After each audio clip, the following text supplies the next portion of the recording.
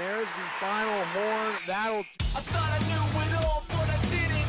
I thought I seen it all just beginning. Sometimes we fall before we finish. This ain't a call, it's just realness. You can say I'm done, but this is just begun. I'm a fighter. I'm a fighter. For their fourth. I'm not afraid. One-timer there from Norris, he scores! Murphy sidesteps man, great move, shot, kick save, rebound, he scores! If I don't know, I just ask. I'm a grown man, so there's cold ball, never looking back. Weighing out my strikes, big cash. I believe in God, I can beat the odds. You'll see me on the screen and God. You can say I'm done, but this is just begun. I'm a fighter. I'm a fighter. And the slide goes off the first one, young score. Death, you ain't seen nothing yet. I'm a fighter. I'm a fighter.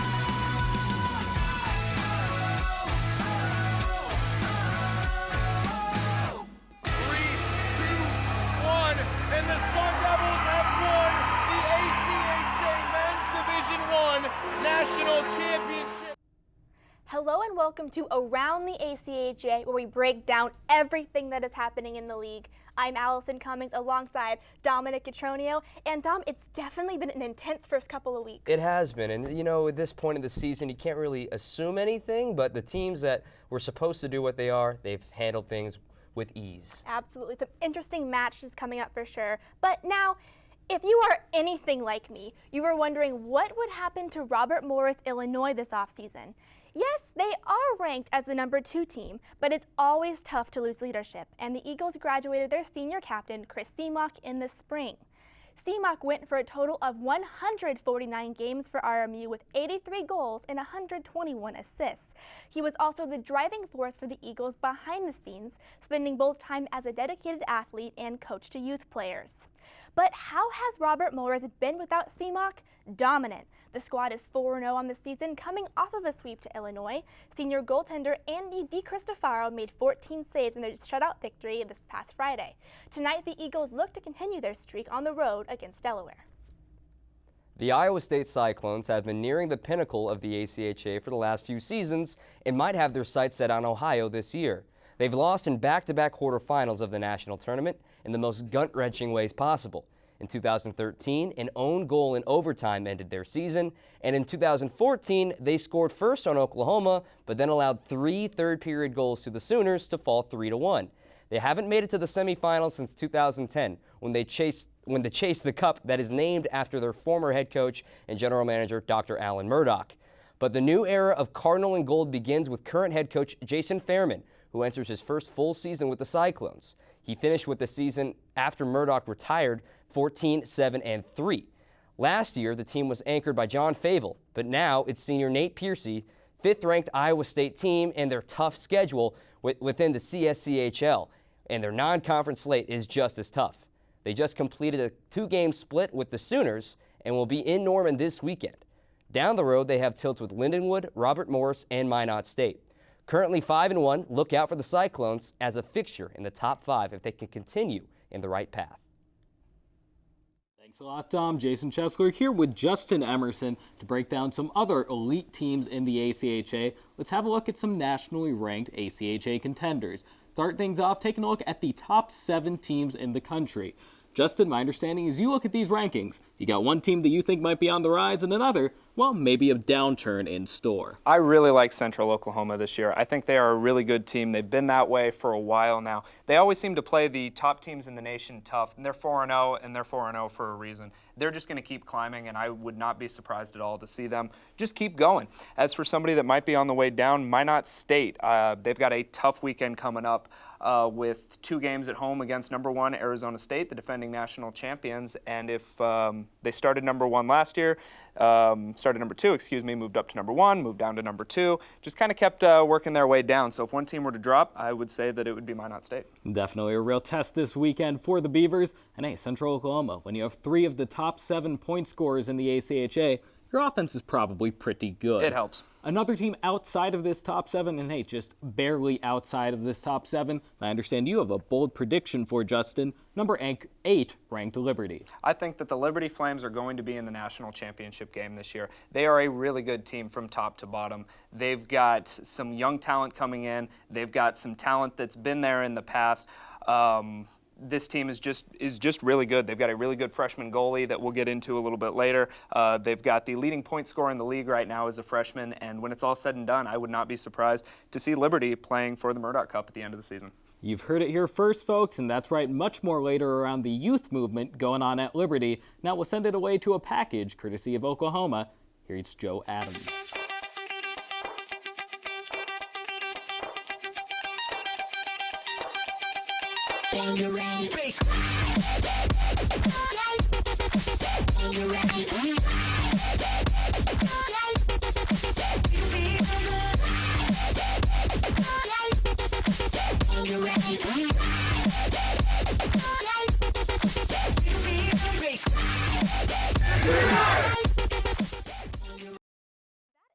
Oklahoma's pregame, and I gotta say, Dom, that team, they dance way better than I ever will. Well, I gotta give props to that dressing room. That really looked like something else, and Oklahoma's voted as the best dressing room, and they clearly are having their fun before the games, and hence why they're such a powerful team in the ACHA. That's very true. They probably show up a little bit early to enjoy that locker room, but what I really want to know about that team is they lost Nick Holmes, their goaltender, this past season. He graduated. He had a 91% save percentage, was absolutely dominant. Do you see that affecting them this year? I don't see it. It really not going to hurt that bad. Yes, it's great to have an anchor goalie, but there's always going to be someone to fill in. And with the rest of that offense that they have, they can really strike at a moment's notice. And I'm not too worried about the Sooners and what they can do because they've proven in the past, and they will continue to, that they can defeat high-caliber teams. They went on the road to Arizona State and ended their perfect season here last season. So they have proved in the past that they can keep things going no matter what adversity they face. And this weekend for Oklahoma will be the ultimate test. They are facing Iowa State for the second time this season so far. They split the series the first time. We'll see what happens this time. It's going to be a good test to see who really steps up. But I want to transition now to Arizona State because we've seen them play Niagara, we've seen them play Westchester. Westchester, the Sun Devils scored 23 goals. Westchester, 0. What are your biggest takeaways? It's quite frankly, it was Westchester against Arizona State, the defending national champions. Of course, we know them better than anybody else. It's just a few miles down the road. I think the biggest takeaway you can take from that Arizona State is that they are back, and after that kind of fluky first series against Niagara, where they did clearly were not their full potential on the ice, and then they came out and handled Westchester with ease.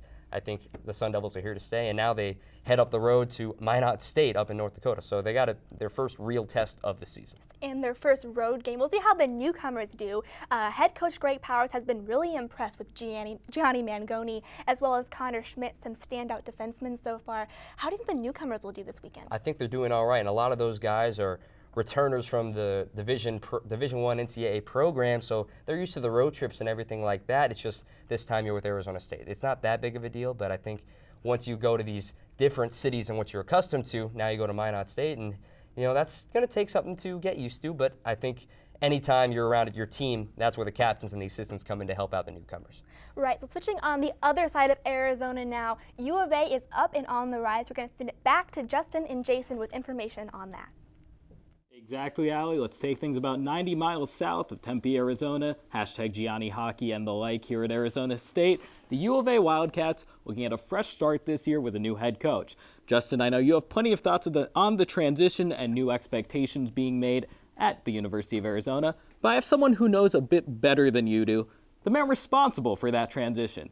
Coach Chad Berman called in earlier. Here's what he has to say.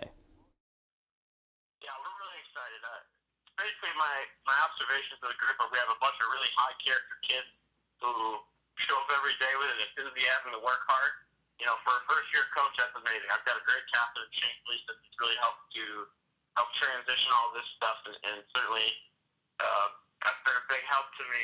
Just making it to the tournament should no longer be the standard of achievement around here. We really want to get to the tournament and do some damage. Basically, with all expectations towards building towards winning a national championship, that's really what it's all about. Thanks a lot, Coach Berman. Justin, we just heard it straight from the source, but now what are your thoughts? What do you think about the transition going on at U of A? I think Chad Berman's the perfect guy for the job. It's a job that he took over from Sean Hogan, who was the head coach there for a couple of years. He's now at Ohio University. But Chad Berman, I think, is the right guy for the job. You heard it right from him. Making the tournament is no longer just good enough. They want to be able to make some noise, and he comes from a program that knows how to do that. Robert Morris made it all the way to the national title game last year before losing. He was the assistant coach there, and he came over and he told us that experience is going to help him, and he wants to bring that experience down to Tucson with him. And Coach Greg Powers up at ASU has proven that recruiting to the Southwest to Arizona definitely possible. Now we'll see if Coach Chad Berman can take care of it. So far, so good for the number 18 ranked Wildcats. They handled Northern Arizona University, putting up an 8th spot in their first game. Many teams come to mind when I think about top contenders to win the national title this year, but one team really stands out for me, and that is Stony Brook.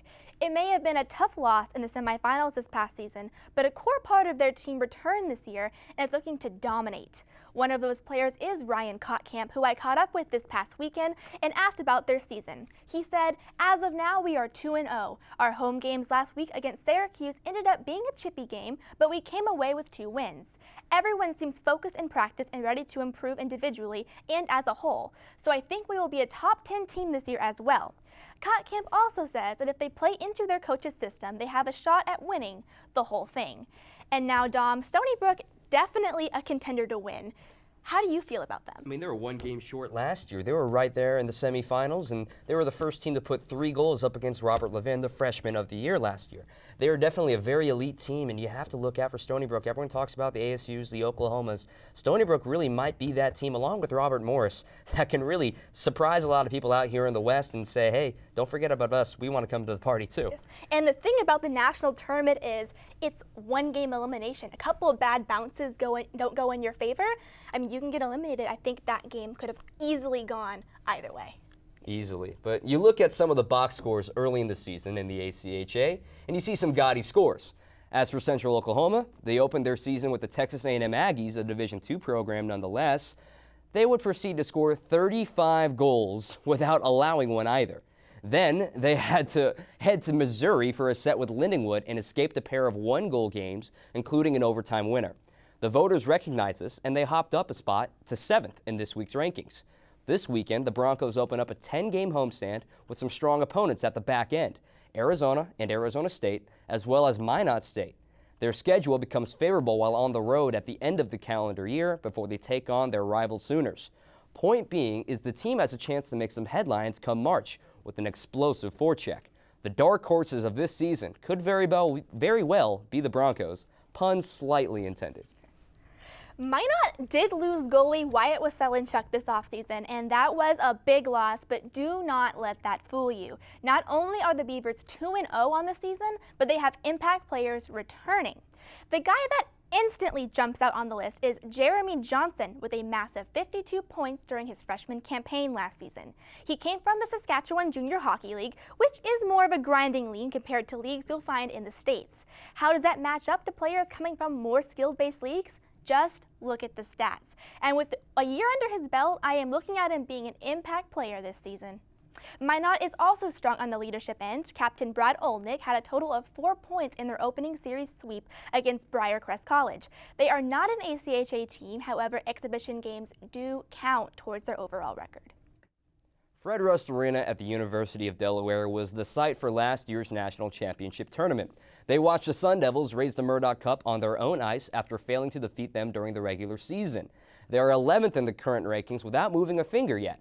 They kick things off tonight against aforementioned Robert Morris, and the Blue Hens are on the title hunt in Ohio this season.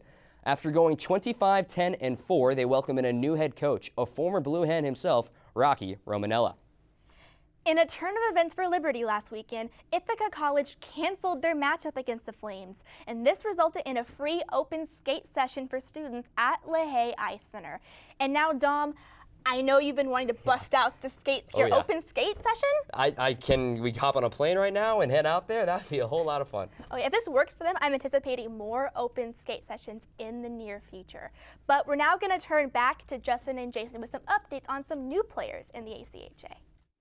Hey, we all dream of lacing up the skates at the ACHA level, but for plenty of newcomers this year, they've gotten to make that dream a reality.